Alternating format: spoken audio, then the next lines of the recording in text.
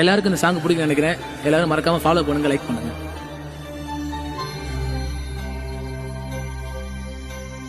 பூவின் முகவரி காற்று அறியுமே, என்னை உன் மனம் அறியாதா? பூட்டி வைத்த என் ஆசை மேகங்கள் உன்னை பார்த்ததும் பொலியாதா? பல கோடி பெண்கள் தான் பூமியிலே வாழலாம், ஒரு பார்வையால் மனதை பறித்து சென்றவள் நீ.